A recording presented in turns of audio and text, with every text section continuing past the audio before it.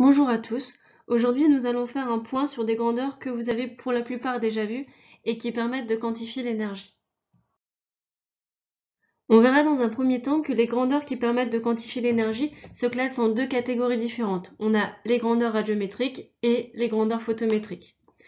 Et on utilisera ensuite les grandeurs qu'on aura vues pour déterminer des temps maximum d'exposition aux différents rayonnements. Vous savez qu'il existe différents types d'ondes électromagnétiques.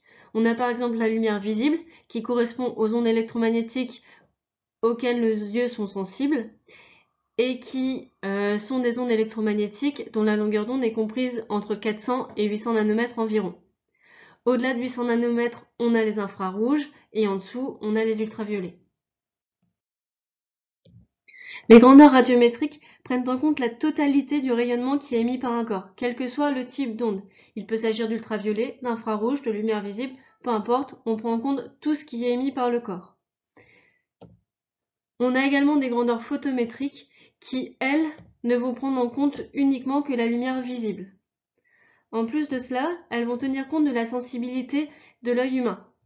Si vous regardez le graphique qui est au milieu de l'écran, vous voyez que notre œil est plus sensible aux ondes électromagnétiques dont la longueur d'onde est proche de 550. Il est plus sensible au vert qu'au rouge. Du coup, les grandeurs photométriques vont pondérer différemment le rayonnement qui arrive suivant sa longueur d'onde. Un rayonnement vert va entre guillemets plus compter qu'un rayonnement rouge. Une onde transporte de l'énergie. On va maintenant lister les grandeurs qui nous permettent de quantifier cette énergie. Et on commence par les grandeurs radiométriques. On a d'abord l'énergie E qui s'exprime en joules. Il y a également la puissance, aussi appelée flux énergétique, qui s'exprime en watts et qui est reliée à l'énergie par P est égal à E sur T. La puissance, c'est l'énergie par unité de temps. Dernière grandeur que vous devez connaître, c'est l'intensité, aussi appelée éclairement énergétique, qui s'exprime en watts par mètre carré. L'intensité est reliée à la puissance par la relation I est égal à P sur S. Ça correspond à une puissance par unité de surface.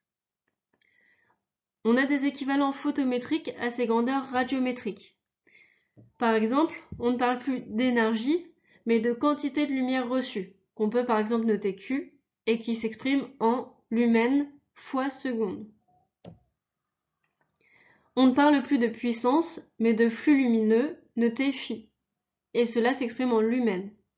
Le flux lumineux et la quantité de lumière reçue sont reliés par la relation phi est égal à Q sur T. Le flux lumineux, ça correspond à la quantité de lumière reçue par unité de temps. Et on ne parle plus d'intensité mais d'éclairement, et l'éclairement s'exprime en lux.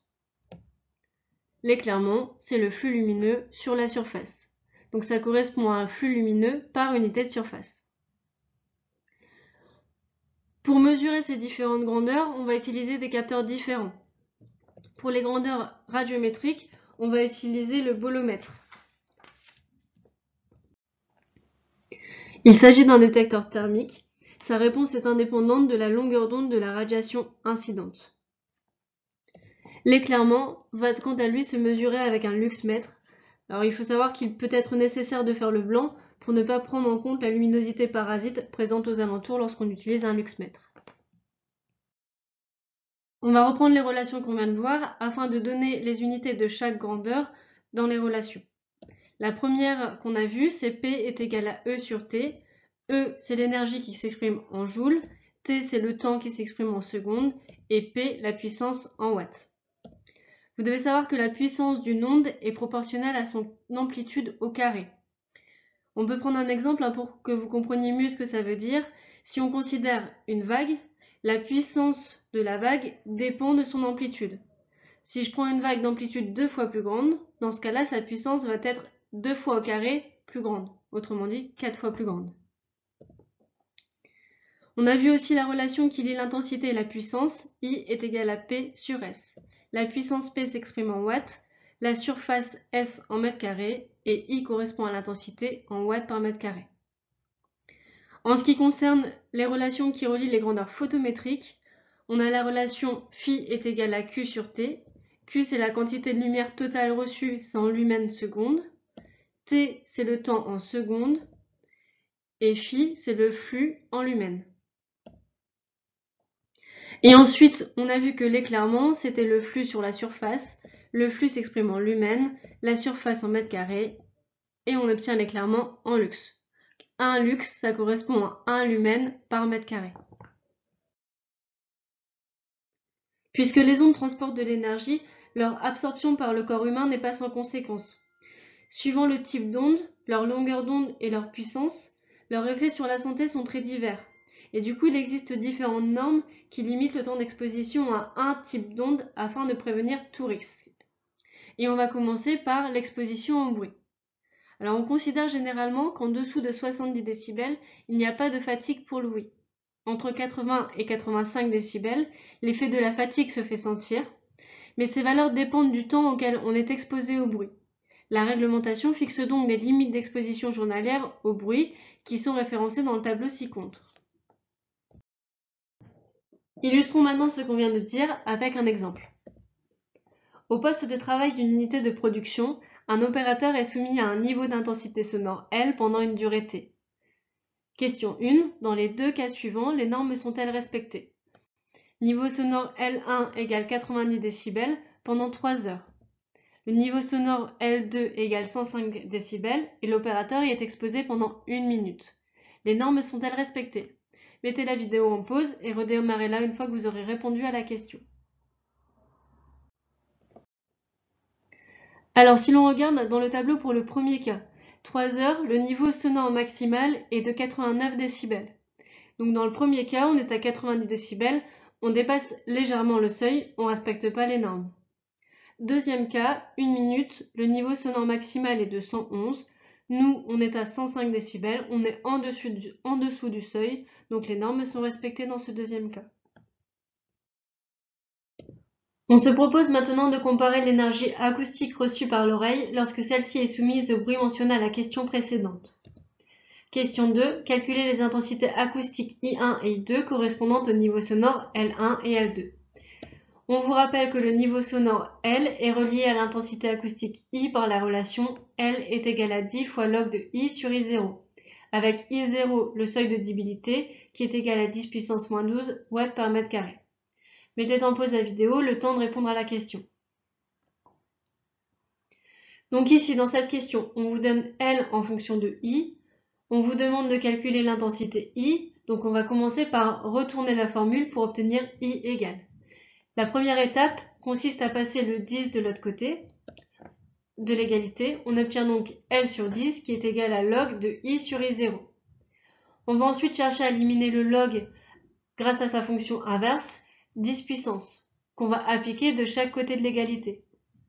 On obtient donc 10 puissance L sur 10 qui est égal à I sur I0. Dernière étape, on va passer le I0 de l'autre côté de l'égalité et l'on obtient I qui est égal à I0 fois 10 puissance L sur 10. I0 pour les deux bruits, c'est égal à 10 puissance moins 12 watts par mètre carré. Les niveaux sonores, L1 90 et L2 égale 105. Il n'y a plus qu'à faire l'application numérique. Et on trouve pour le bruit 1 une intensité de 1,0 fois 10 puissance moins 3 watts par mètre carré et I2 égale 3,16 fois 10 puissance moins 2 watts par mètre carré. Ce qu'on vient de calculer, c'est une intensité. Ça correspond donc à la puissance reçue par une surface de 1 mètre carré. Sauf qu'ici, on parle de puissance acoustique, ce qui correspond à la puissance reçue par nos oreilles. Et nos oreilles n'ont pas une surface de 1 mètre carré. Donc dans la question suivante, on va tenir compte de la surface de nos oreilles. En prenant I1 qui est égal à 1,0 fois 10 puissance moins 3 watts par mètre carré et I2 qui est égal à 3,2 fois 10 puissance moins 2 watts par mètre carré, calculez dans chaque cas la puissance acoustique reçue par l'oreille de surface S qui est égale à 8,0 fois 10 puissance moins 5 mètres carrés. On cherche une puissance, on connaît l'intensité, on utilise la formule P est égal à I fois S. L'intensité, dans le cas de chaque bruit, on la connaît, elle est rappelée dans la question, et la surface, c'est la même dans chaque cas, 8,0 fois 10 puissance moins 5 mètres carrés. On peut donc faire l'application numérique et on trouve pour le bruit 1 une puissance de 8,0 fois 10 puissance moins 8 watts et dans le cas 2 une puissance de 2,6 fois 10 puissance moins 6 watts. Si l'on compare nos résultats ici, on obtient bien pour le bruit 1 une puissance plus petite, ce qui semble logique puisque le niveau sonore du bruit 1 était plus petit que le niveau sonore du bruit 2. Dans la dernière question, on va tenir compte du temps d'exposition qui cette fois-ci est plus grand pour le bruit 1 que pour le bruit 2. Question 4. Calculez dans chaque cas l'énergie E reçue par l'oreille pendant cette durée. Commentez. Pour cette question, on connaît la puissance, on cherche une énergie, on va donc utiliser la formule E est égal à P fois T. La puissance, on vient de la calculer, on va utiliser le temps qui était donné à la question 1. Pour le niveau sonore, pour le bruit 1, on avait un niveau sonore de 90 décibels et une durée de 3 heures. Faites attention, dans la formule, le temps doit être en secondes, on va donc convertir les 3 heures en secondes, 3 fois 3600. Pareil pour le bruit 2, on a une durée de 1 minute qu'on va convertir en secondes. 1 minute, c'est 60 secondes. On fait l'application numérique. On trouve dans le cas du bruit 1 une énergie de 8,6 fois 10-4 joules et dans le cas du bruit 2, une énergie de 1,5 fois 10 puissance moins 4 joules. Si l'on compare nos résultats, on se rend compte que l'énergie reçue dans le cas du bruit 1 est supérieure à celle du cas de l'énergie reçue dans le cas du bruit 2. Ce qui est logique avec la réponse à notre question 1, on dépasse les normes dans le cas du bruit 1, mais on ne les dépasse pas dans le cas du bruit 2. On continue maintenant à s'intéresser au temps maximal d'exposition aux ondes, mais cette fois-ci il ne s'agit plus d'ondes acoustiques, mais d'ondes lumineuses, et plus précisément de la lumière qui est émise par un laser. Les EMP représentent le niveau maximal de rayonnement laser auquel les personnes peuvent être exposées sans subir de dommages immédiats ou à long terme. Ces valeurs ont été obtenues en extrapolant à l'homme les résultats d'EMP obtenus sur des animaux. Ainsi, les niveaux d'EMP ont été calculés en fonction de la longueur d'onde du rayonnement, de la durée d'impulsion ou du temps d'exposition du tissu soumis au rayonnement, peau ou œil par exemple. Dans le tableau ci-dessus, quelques niveaux EMP sont résumés. Question 1. Les valeurs notées dans le tableau correspondent-elles à des grandeurs photométriques ou radiométriques justifiées? Si vous regardez le tableau qui nous est donné, le nombre des grandeurs n'est pas mentionné. Par contre, on a les unités de ces grandeurs. On a des joules par mètre carré, des watts par mètre carré. Si on a des joules, on a des watts, ça veut dire qu'on a une énergie, une puissance. Donc du coup, il s'agit de grandeurs radiométriques. Question 2. Certaines grandeurs sont exprimées en joules par mètre carré, alors que d'autres sont en watts par mètre carré. Quelle est la différence entre ces grandeurs? Dans le premier cas, pour joules par mètre carré, les joules, c'est l'énergie qui s'exprime en joules, donc c'est une énergie par unité de surface. Alors que de l'autre côté, on a des watts par mètre carré, ce qui s'exprime en watts, c'est une puissance, donc on a une puissance par unité de surface. En fait, on a un éclairement énergétique.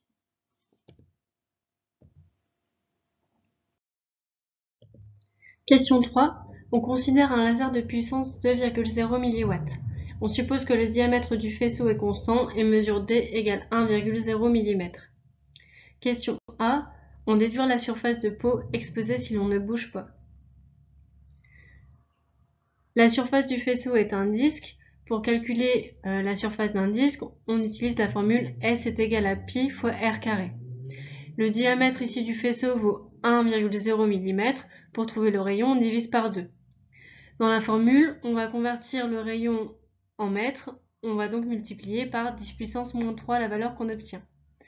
On a donc S qui est égal à pi fois 0,5 fois 10 puissance moins 3 au carré, ce qui nous donne 7,9 fois 10 puissance moins 7 mètres carrés. Question B.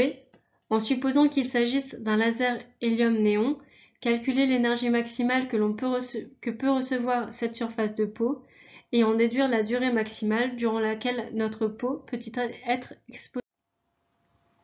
Si l'on regarde le tableau précédent, on voit que le MP pour le laser hélium-néon pour la peau est de 3 fois 10 puissance 4 joules par mètre carré. Donc nous, on a une surface de 7,9 fois 10 puissance moins 7 mètres carrés. Donc on en déduit que l'énergie qui peut être reçue, c'est 3 fois 10 puissance 4 multiplié par 7,9, 10 puissance moins 7. Et l'on obtient 2,4 fois 10 puissance moins 2 joules. On connaît maintenant l'énergie maximale que peut recevoir la petite surface de peau. Et on sait qu'on utilise un laser de puissance 2,0 mW. Et on cherche maintenant la durée maximale durant laquelle notre peau peut être exposée. On a la puissance, on a l'énergie, on a la relation qui lie les deux, P est égal à E sur T. Cette fois-ci, on cherche le temps, on fait donc T est égal à E sur P. L'énergie, on vient de la calculer, 2,4 fois 10 puissance moins 2 joules, et on divise par la puissance du laser qui est de 2000 watts, donc 2,0 fois 10 puissance moins 3 watts, et l'on obtient 12 secondes. Question C, on utilise maintenant un laser Nd:YAG possédant les mêmes caractéristiques. Déterminer la durée maximale durant laquelle notre œil peut y être exposé. Pour répondre à cette question, on va procéder de la même façon que tout à l'heure. On va commencer par calculer l'énergie maximale que peut recevoir la surface de peau. On prend la valeur qui est référencée dans le tableau. Pour l'œil et pour un laser Nd:YAG, on voit dans le tableau qu'on peut recevoir une énergie maximale de 0,5 joules par mètre carré de surface. Donc ici, ça nous donne 0,5 fois 7,9 fois 10 puissance moins 7, ce qui nous donne 4,0 fois 10 puissance moins 7 joules.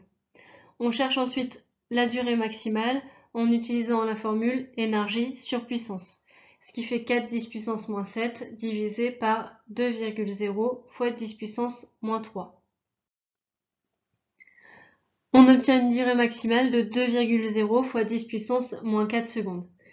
Si vous comparez les deux résultats, on voit que la durée est beaucoup plus petite pour le laser Nd:YAG, mais ça paraît logique si l'on regarde dans le tableau, les EMP pour le laser Nd:YAG et notamment pour l'œil est beaucoup plus petit que pour le laser hélium-néon, d'où le fait que l'exposition doit être beaucoup plus brève. Et je vous laisse maintenant passer aux exercices pour voir si vous avez bien compris ce qu'on a vu dans le cours. Exercices 3, 4 et 5 de la fiche d'exercice du chapitre 15.